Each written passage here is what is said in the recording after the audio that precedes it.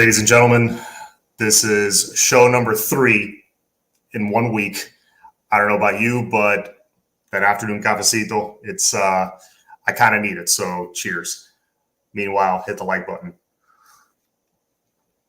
Everybody, the Jaden Rashada sweepstakes are heating up, and I just saw today that some crystal ball predictions have come in Miami's favor for Jaden Rashada, and I've been seeing all week that Gator fans on Twitter. Well, I don't know if this is the entire Gator Nation or Gator fans on Twitter, but the ones on Twitter are just about losing their minds. And let me tell you, it's pretty hilarious. Whether we land Jaden Rashada or not, I am very much enjoying this. Torrance, what's going on? Brian, what's good? Yeah, we'll let the chat fill up here. And let me tell you, as I've said before, I am pretty happy with the I don't want to say acquisition of Emory Williams, because nothing's official until we've signed him. Come December or February, wherever he decides to sign, I think it's a good chance we do, but nothing's official until he puts pen to paper. And even then, nothing's official because we still have to see him take the field. But I'm already pretty happy with the quarterback situation. If that's who we get in this cycle, I'm pretty good. But man, watching all these other fans that also have a chance at landing Jaden Rashada's services kind of, squirm, get a little nervous, it is pretty hilarious. Alex, what's going on, brother? What's up? Hey, listen, this is some of the ridiculousness I've seen on Twitter, and I won't lie to you, I'm not a huge fan of Twitter, especially sports Twitter, because it gets pretty toxic and pretty crazy, just like politic Twitter, but I've seen during Jaden Rashada's visit, they're putting pictures and stuff up. I've seen Gator fans taking shots at, you'll see a picture of Jaden in the white Canes uniform, about to take some pictures, and there's like a sliver of the Canes basketball, practice gym in the background. You see like a little bit of it in the dark because the lights are off, and they're taking shots at our gym, or they're taking shots at the fact that we don't have a full practice field. I saw this had to have been a troll, like maybe one of our fans trying to make their fans look dumb. But I saw one dude making fun of the fact that we can't cook and we have to take recruits to, Prime 112 and Rusty Pelican. So that's actually an indictment of the University of Miami. That was the craziest one to me. That yes, we take our recruits to 5-star restaurants, so that's a bad thing somehow. It was pretty funny. Kane, Idaho, what's going on? Here to help, and I'm here to help them lose their minds. Yeah, Kane, Idaho's he's probably one of those fans that pours a little gasoline on the fire on Twitter. Rob, haven't talked to you in a while, buddy. What's going on? Autism awareness, one of my favorite followers. What's going on? Thank you for being on the show. Please, again, hit that like button, hit that subscribe button. Let them take all the shots they want. Come see us on the field. Yeah, they're I think full panic is setting in. It's not even Jaden Rashada specifically. I think just in general, because they see who we have on our coaching staff and they're looking at who they have. And obviously the results will speak for themselves over the next year or two.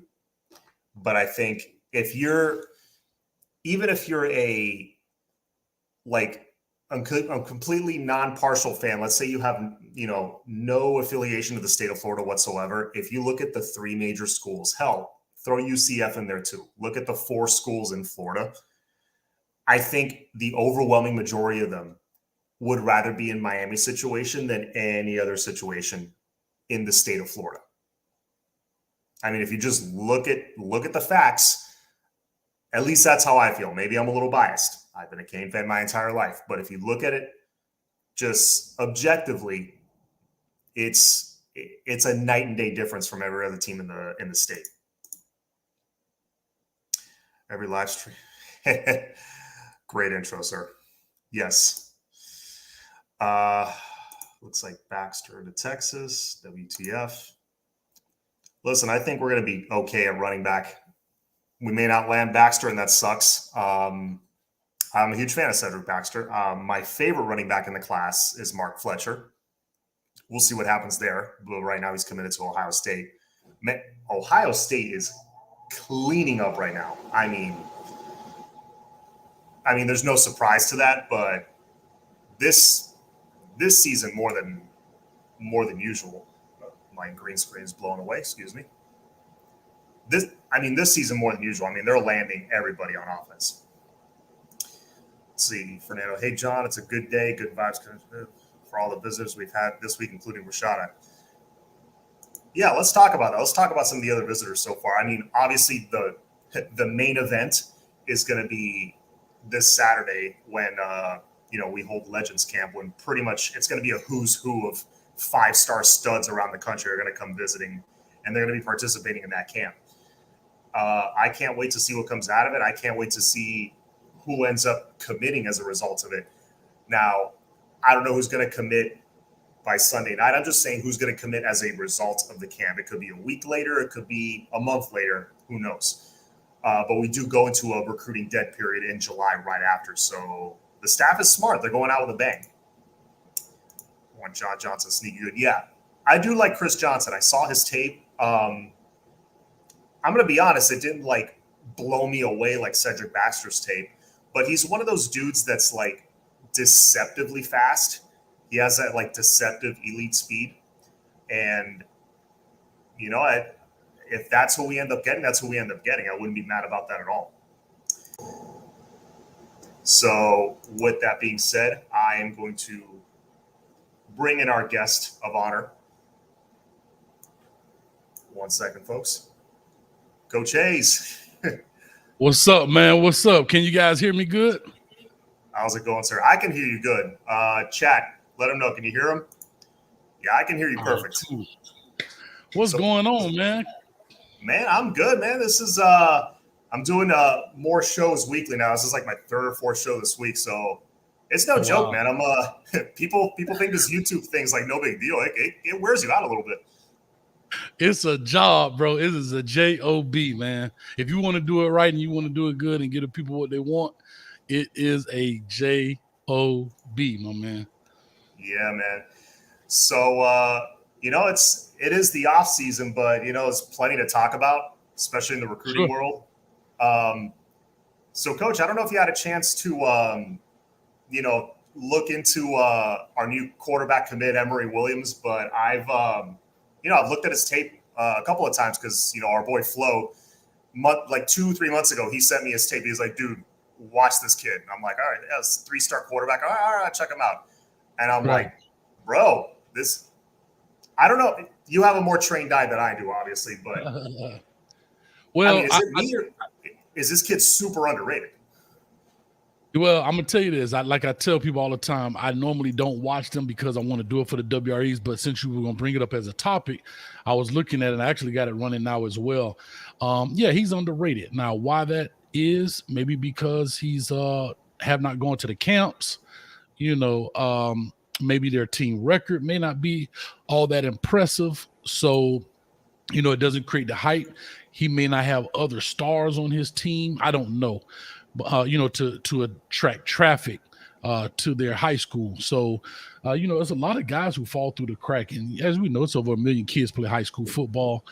And, they can't rank everybody, even though I have my things about the rankings. But, I guess some kids just fall through the crack, man. And those are the guys that I believe the Mario Cristobal and his staff and other schools as well understand that, and so it's cool. Yeah, man. It seems like, obviously, I think he'll start reeling in the big fish as we get later into the cycle because a lot of those guys are going to wait. They're going to take their time, as they should, I think. I don't know what you feel about this, but it seems like it might be, maybe it's the day and age we live in, to land dudes that really want to compete, that don't mind the room that they're stepping into. it seems like they're still out there, but are there less of them? Is it harder to attract that kind of kid, or are the elite schools just scooping them all up? No, man, it's a societal problem. It is off the field and on the field. I mean, we have people who want the microwave generation. Everybody wants it right now. I mean, it even starts at home. You got kids at Pop Warner that's 7, 8, 9 years old. Parents already talking about my NFL player or my this and that. They haven't even gone through high school yet, which I understand. I mean, that's mama bear love, and I get it. But it's the same thing in high school, and I blame my high school coaches as well. I call a spade a spade. We cater to a lot of these players because they have talent, and a lot of high school coaches are afraid of kids transferring. So what do? They turn a blind eye to a lot of the stuff. They let guys do what they want to do, not come to practice. So when things get tough in today's society, we have a tendency to quit. And my personal opinion, today's society, we don't get it. We don't tell people no enough. Kids don't hear the word no enough. And so when you go deal with an old school Mario Cristobal or Nick Saban or Ryan Day or Dabo Sweeney, whatever the case may be, these older school coaches, and they like, no, it don't go like that. Or like you say, Coach Cristobal is not about promising starting jobs or playing time. There you go. That's your no. What do you mean, Coach? No. Nobody's ever told me no since I was 5 years old and put a helmet on. So why would I come to Miami when Coach X is going to tell me yes? And so to answer your question, yeah, it's a lot of them out there, but it's not as an abundance as we think it is. Yeah, that's how I feel. Like that. I mean, I'm still pretty young, but I'm old enough to remember. Like I was following recruiting since like 07, 08 probably. And I remember that great Northwestern class, and they didn't mind competing and all that stuff. So yeah, it just feels like those players are a little bit few and far between. That being said, do you think Coach Cristobal's old school mentality of looking for guys like that, character guys, and not promising guys anything, do you think there's going to be some growing pains early on, maybe the first couple of years that might hurt him a little bit, it might take some time to build that? Or do you think, that's not going to matter? He's still going to get the big names. Well, a lot of it is going to be based on the record. I can tell you that now. Again, right? That's the generation we're in. Everybody can talk a good game, but those two numbers at the end of the season is what really matters. Your wins and losses. And so really that's what it comes down to. And if you look at it, just to kind of give some credit to a Brian Hartline for what he has done here in the past 2 or 3 years, I mean, he's doing it. And he's a relatively younger type guy, right? That says, I don't know what the behind the scene conversations are, but when I say you're stacking up, the receiver room left and right with top 10 by position talent, somebody has to wait, somebody has to take their turn. I mean, think about this. I was just talking about this. In the past 2 years, as I do these WREs, I look at them and I say, okay, look, they got a lot of guys that came in, the Olave, the Garrett Wilson. Then you had Jackson Smith and Jigma. Then you have Marvin Harrison behind him. You still got G. Scott. You still have Jaden Ballard. I mean, these are all top players. Then you bring in 3 more guys that are top guys, and Enos, Tate, and now what's the last guy I'm missing? He just committed. Man, I'm blanking on his name too. It was Ennis Tate. It wasn't. Rogers, Noah Rogers. Rogers, yes. I mean, and like I say, it's one football, bro. And whatever you're doing it right. And those guys, I believe, understand that you're going to have to kind of wait your turn, because there's still some other guys on the roster that, if you look at their depth chart. And so I say all that to say the same thing. We may lose out on some guys, some top tier ranked guys. But again, I think right now Mario Cristobal is in the process of trying to make sure you build the culture and understand what the culture is there at the University of Miami. Yeah. No, I agree. And I think culture, first and foremost, I think that's been the biggest problem the last 15, 17 years. That and player development, but I think those kind of go hand in hand. But you brought up a good point with Ohio State, because, yeah, Brian Hartline's cleaning up. He's getting stud after stud at the receiver position, but they have a track record of putting guys in the league in the first round. So right, because you have Winnie, right? And then if you look at the running back room, I mean, bro, you got the Travion Henderson as a freshman. You still got Evan Pryor that's coming in. Then you just pick up Mark Fletcher. I mean, these are all top 10 within their own rights.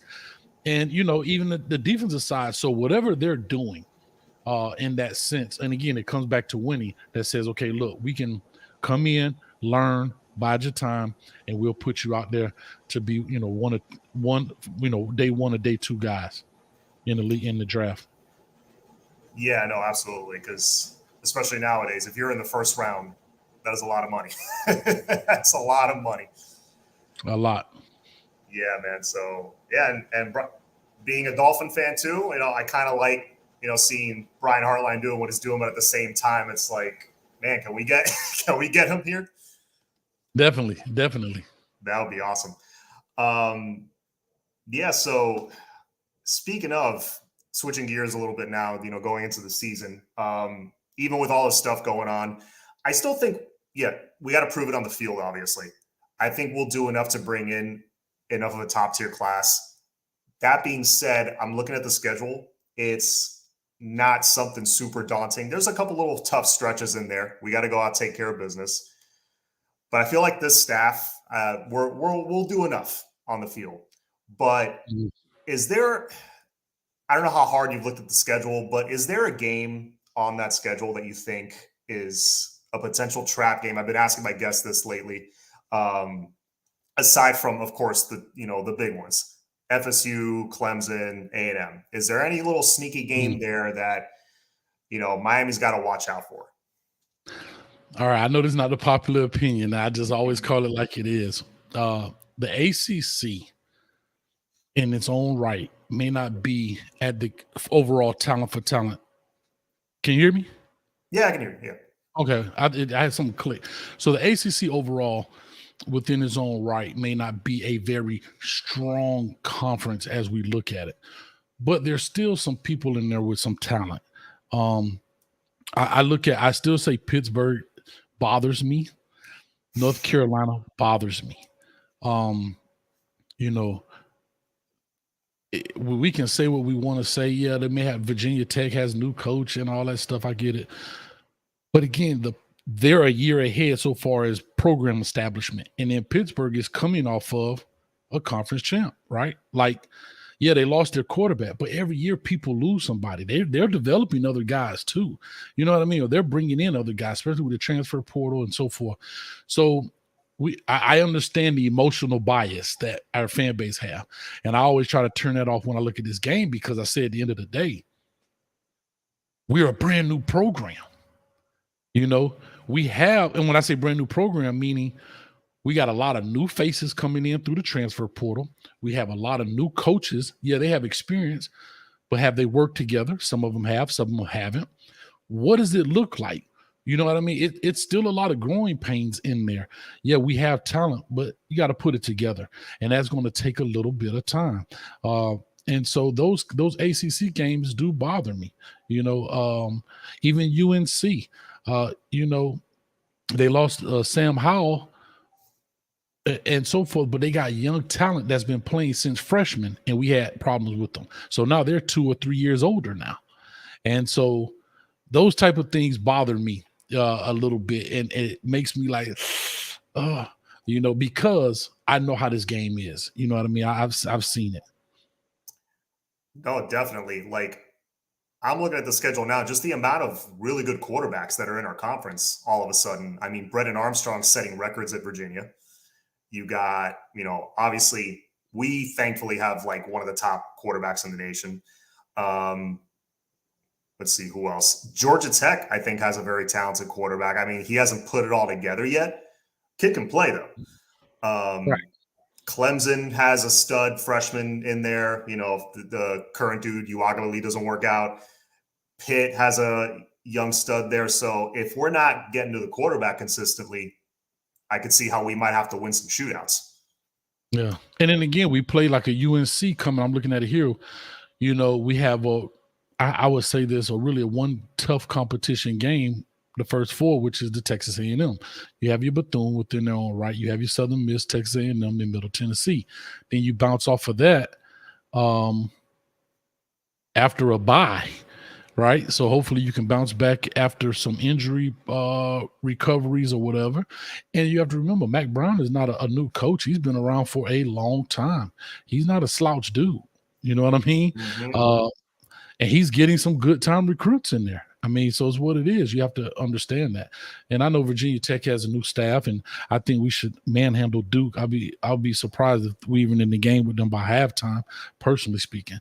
But then, like you say, then you go to Virginia. I mean, this schedule is not as easy as people think it is. It's really not. Agreed. That little stretch, like you said, after Middle Tennessee State, there's the first four games. Most of them are kind of tune-up games aside from A&M. But after that, UNC, then you're on the road in Blacksburg. That's never easy. New coaching staff or not. Get a little bit of a break with Duke. That's at home. Then at Virginia, back home against Florida State, on the road against Georgia Tech, on the road against Clemson, back home against Pitt, the reigning Coastal champs. That's like a 7-game, like, I don't want to call it a gauntlet, but there's no breaks, really, aside from Duke. And one of our biggest issues is, and this seems to happen a lot in football, you have your starters and your very good teams. Second team is right here. Right now, I think we have starters, but our second team is here because of our depth. Yeah. And so now when you start talking about playing a Clemson, week 11 or 10 or whatever week that is, come right back and play Pitt, or Florida State. That's regardless of what it is. It's going to be it's a rivalry game. Everybody's intense.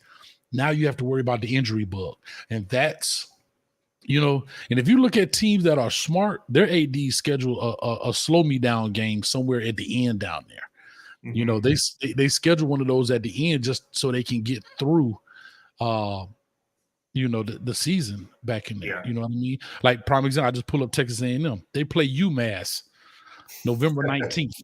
You see what I'm saying? Like They play UMass November 19th so they can get ready for the LSU game, which probably have implications. And those are the type of things that, scheduling means a lot. And I don't think people take injury in consideration a lot. No, I've always thought those last few games are a battle of attrition. That's why, again, over the last 15 some odd years, we tend to kind of unravel those last few games. Why? Mm-hmm. What's the common denominator? Lack of depth. So lack of depth. Yeah. Not to get you up, but Alabama, November 19th, guess who they play? They usually play their D2 opponent towards the end, I've noticed. Austin P. You see what I'm saying? Yep. So they start off. So I mean, and that's strategic. That's smart on their behalf. You know what I mean? That's smart. Yeah. They play that high-profile non-conference game early, not against like an elite team. It's always like, us last year or like a Virginia Tech or something. But it's, it's a name to get people watching. And then, it's a tune-up right before Auburn usually. Right. For the Iron Bowl. Sure. Yeah. Knack Boogie brought up, and in the other conference, I mean, we don't play these guys in the regular season, but we could if we go to the conference championship. You got Hartman with Wake Forest, and you got Devin Leary with NC State. Both very, very good quarterbacks. So this ACC is much improved, man. So we'll see what happens. Matt Morris brings up a good. Go ahead. No, I say yes, it has gotten better. Yeah, much better. Matt Morris bringing up. How the heck is TVD fourth team ACC disrespect or blindness? Yeah, I was a little surprised by that at first, but then I brought up the two names just now that I just brought up: Devin Leary, and Sam Hartman. Sam Hartman put up some serious numbers. Devin Leary's a solid NFL prospect, and I think TVD has a chance to blow right past him, or he has a chance to kind of be right there with him. We're going off of a half season of Tyler Van Dyke. As amazing as it was, it was a half season. Correct. And that's it. And that's what did it. It was a half season. So he doesn't have enough time on task. And with that half season, remember, you got half of one of those games is not a full game. You know what I mean? So they take a lot of it is stat driven and based and, opponents and so forth and so on, and wins and losses, because people think for some odd reason the quarterback is the person who wins and loses games, which they do in essence. Typically that's how it feels.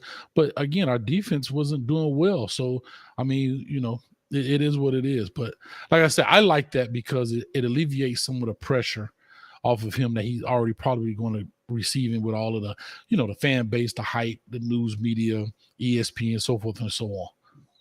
Yeah. Well, one thing that he's going to have in his favor, I think, well, the whole team, but especially him, is I feel like this year we're going to come into games a lot more prepared. Hopefully. Mm-hmm.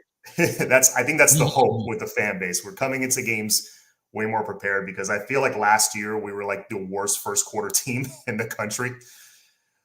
I mean, we just looked lost at the beginning of every game when we had to play catch up. It's like we always walking in a dark room looking for the light switch. Oh, here it is. That's all. Yeah. And then third quarter, we kind of turn it on. Yeah. Travis West, honestly, do you see Miami in the running for Cormany Mclean? In my opinion, he must get to finish building. He's a must get to finish building our second. Yeah. He's an absolute monster of a corner. But Flo told me the other day, I think I was on the show with him, unless we buy him an island, I don't think we're at that point yet that we can land a dude like that. The interest doesn't seem quite as there as with other schools. I don't know. It's like, I just did his film and everything, I think 2 days ago, or whatever the case may be. Mm-hmm. And just did his film and, he can play. He understands the game. And what I was most impressed with him through his highlight film was his route combination, understanding route combinations and how they work. Like, most people don't see that. I mean, I see it because of just coaching and you try to coach those things. But him understanding how to insulate routes, get up underneath things and play over the top. I mean, he's on some next level stuff. I don't know who's coaching him. I don't know if he has a DB trainer or if his high school coach is doing it. But they've done an excellent job with him, and his confidence is ridiculous. Here's what I know. I have to be honest. When it comes to cornerbacks,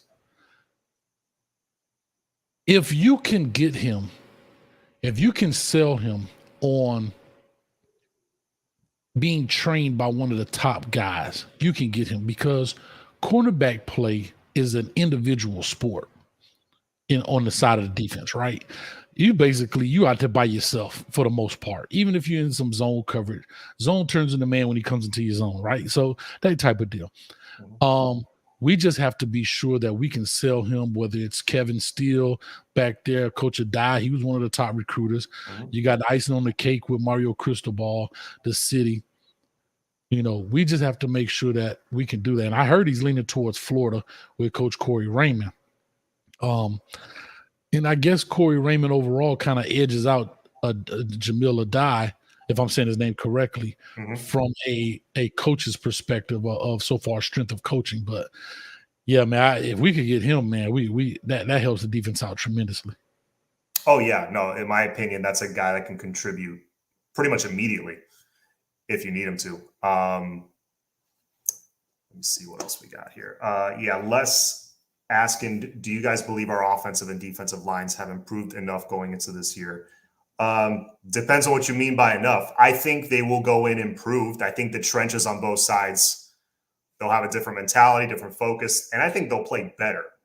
How much better? I don't know. How do you feel about that, Coach Hayes? Offensively, I hope Coach Mirabal can get these guys rolling. I know I talked a lot about the Red Lashley offense with all of the zone blocking, and I understand that. That's the thing today. But I was listening. Who was I listening? I think it was Manny Navarro. He was at practice. He was talking about how the guys at practice have been doing a lot more combo blocking and climbing to the next level. And that goes to show you the kind of run game you're going to get from. So when I hear that, I hear something I have been begging for all last year: gap scheme plays, your counters, your traps, your G leads, those type of plays, your wham blocks.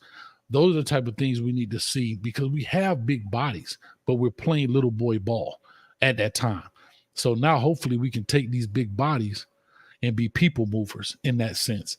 From the defensive line perspective, I have to say this: even as good as Leonard Taylor is, we still don't know yet. It's a lot of potential there, and I always say potential means you haven't done it yet. But we do not have a dynamic pass rusher. You have to have a guy who can change the complexity of the game. You have to have a guy who can stop the quarterback from throwing things on time. He can't sit back there 1, 2, 3, throw the ball. He has to be 1, 2, scoot, slide in the pocket. His mind has to be preoccupied with movement and trying to get the ball down the field. He can't be back there, patting the ball. I call it sprinkler head. Yeah. We can't get that. I always tell my quarterback, stop sprinkling ahead. Get the ball out. We don't have time for that. We have to get to the quarterback, and we don't have that edge rusher yet. We have to do it through our blitzing. And that is something that once you can get a dynamic guy like that, you can drop more in coverage, 7 or 8 in coverage. Oh, 100%. We were able to do that a bit with Rousseau, with Jalen Phillips. We don't have that guy that I know of. You have 2 very elite freshmen coming in, Cyrus Moss and Nigel E. Kelly, but Nigel E. Kelly's battling an injury. Cyrus Moss probably still has to put on a little weight. I don't know if we're going to see it from them this year. But like I say, Cyrus Moss is a little light in my eyes to do that. I mean, you got to be able to come in with some strength, some technique. And for Nigel E. Kelly, I think he's more of a big end type guy, but not necessarily a pass rush specialist. In my eyes, just from a quick twitch perspective. You got to have that guy that he got smoke coming off his cleats, man. And that's what's going to make a difference. Yeah. Let's see. Incoming freshman Ross. Yeah. So I don't want to keep you on too long, Coach. I appreciate you coming on as always. Love your insight, as a coach and everything. One last question for you, man. Because I guess I don't know the history behind it. Like, I tell the story of how I became a Canes fan all the time on this show. I was 13 and my dad took me to Wide Right 3 in 2000. That was my first football live experience ever. How old were you? I was 13. I was in 8th grade. 13. Yeah. Wow. Took me to the Orange Bowl, sold out against Florida State, and we won, obviously. That was my first experience. So been sold ever since. How did it start for you? Being a Miami fan and all that. I was born in the right city, and the Canes was rocking. It's just what it was, man. I'm a Miami guy, man, through and through. Born and raised in the county of Dade, man. I love everything Miami. When it comes to our sports, I have the truth. Honestly, say I don't follow everything, but I'm a doggone root for them. I'm a Heat fan. I'm a Dolphin fan. I'm everything, man. Like I said, I even rooted for the Miami. What was it? Miami Soul was a soccer team, and the Miami Hooters was the arena team. So that's what it was. And then, like I said, I'm 7 years old when they win the first one. I don't necessarily always, remember that stuff, but I mean, the Hurricanes in my upbringing were big, and going to the games at the OB, going through Little Havana, the whole atmosphere coming up. And then as I started coaching, have an opportunity to send players there and go to games, and now going to the campus and facility. I mean, hey, who wouldn't love to be a Miami Hurricane fan, man? So that's really just what it was, man. I'm a hometown guy through and through. Yeah, man. And I'm a huge fan of all the other let me plug in my computer before it dies here. That wouldn't be good during the show. So yeah, no, I'm a big fan of the Heat. I've worn Heat gear on this show. Even if the Marlins pick it up, I'll be rooting them on, But it's a little different with the Canes because it's like you're at a game. I remember this when I was younger. It's like, man, I remember seeing that because I went to Columbus High School. It's like, man, I remember seeing that corner, that wide receiver in high school in Tropical Park. Now here he is in the Orange Bowl. It's different. You see these guys grow up. You know what I'm saying? It's a little different when you're following them. Yeah, and like you said, and then for us, a lot of guys we knew growing up. Like, so as we got into high school, so your ethnic Sands, the J Boy,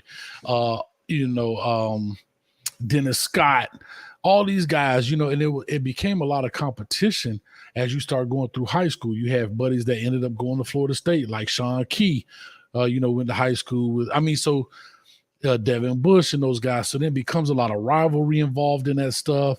Who are these different guys that's going in over there playing and just a lot of fun, man. So it kind of carried over from high school into the college realm because the Florida State Miami games were the same rivalries as the Miami Northwestern Carroll Cities or you know what I mean? You had so many of the same people on these teams, and so even though it was a rivalry, man, you still want to see those guys get after it. Absolutely, man. But hey, listen, Coach, I appreciate you taking the time coming along with us. We're all one big Canes, this YouTube community has become like a family over the last couple of years. It's crazy because it was just a couple of us. You were one of the original guys. Now there's like 20 of us. And that was only 2 years ago. Like I said, I just started this deal like 2 years ago, and during the COVID, man. And it's been fun. Like you see, everybody has a different perspective, so it's cool, man. And you know me, if you just call me, let me know. I'm ready to rock and roll.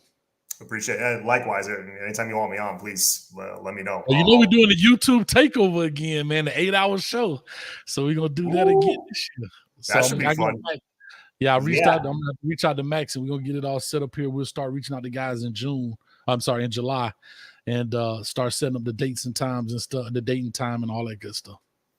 Awesome, man. Look forward to that. Well, thank you again, Coach Hayes. I appreciate it. Go follow him. Coach Hayes Football is the name of the channel, right? That's it. All right.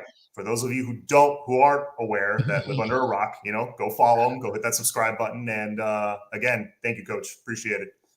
No problem, man. Hey, I'm out here editing this Arch Manning tape right now, so it's gonna be coming out probably within the next hour, man. So he a hot boy in the streets.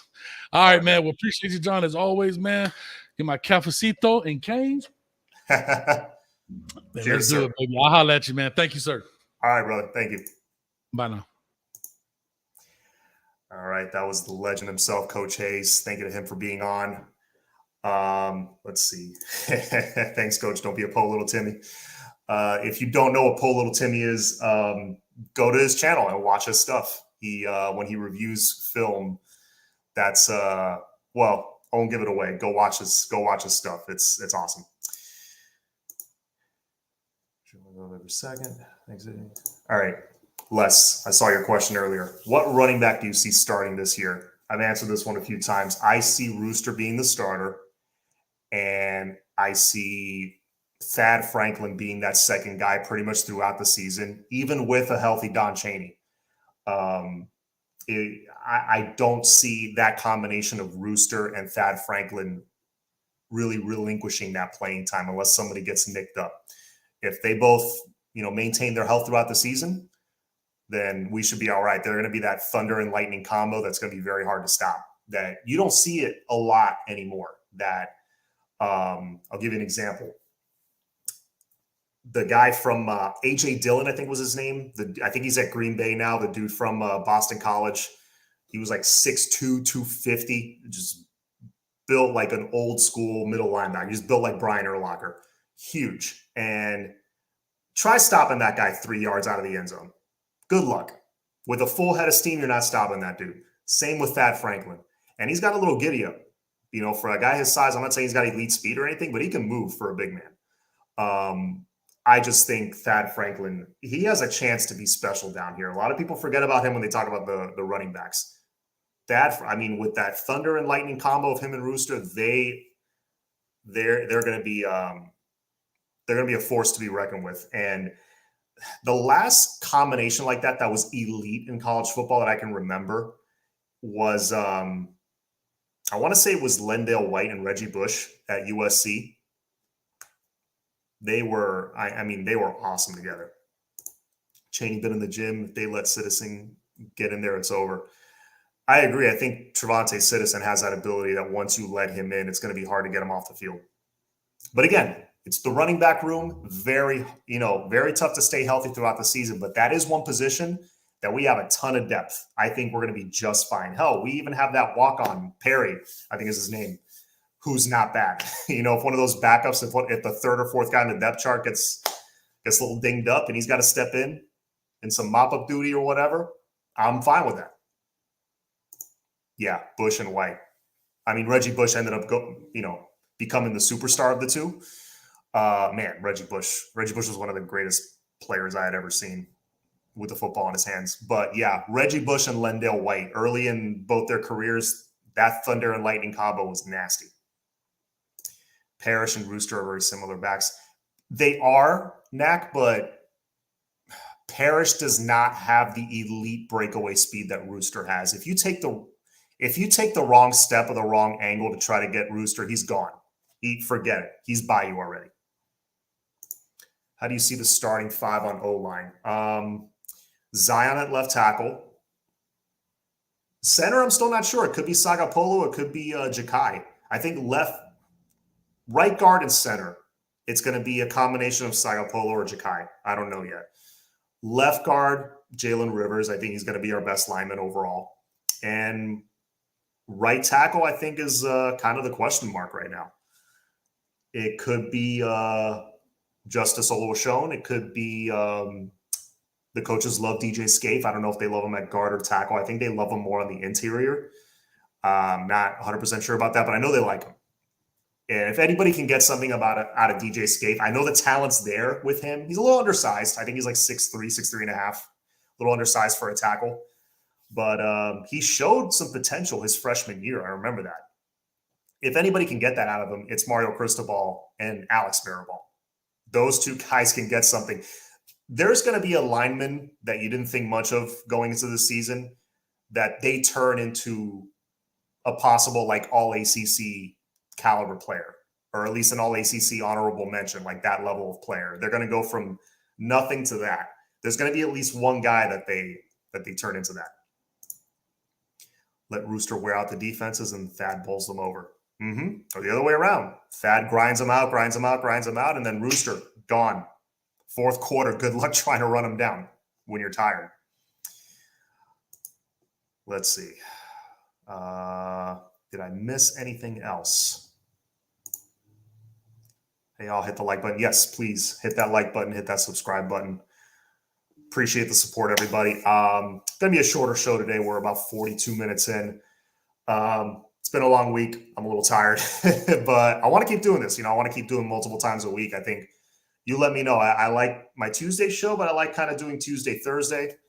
Maybe the occasional Saturday show of something, some news breaks. If, I think July 1st, I want to say is a Saturday. Let me see. Let me look at that calendar. I think July 1st is a Saturday, and I know a couple of big targets are announcing that day. Yeah. No, July 1st is a Friday. Yep, July 1st is a Friday. So, on a day like that, if you got a couple of elite guys announcing, I think Jackson Howard's announcing, I think Riley Williams is announcing. So if one of them picks the Canes, I might hop on for 20 minutes and talk about it. So we'll see. I'm enjoying it. So if nobody else has any other questions, I think I'm going to call it a night here. Please, everybody, have a great night. Go follow Coach Hayes Football. Hit the subscribe button. Down here, and hit that like button. As always, it's all about the you. Have a good night, everybody. Take care.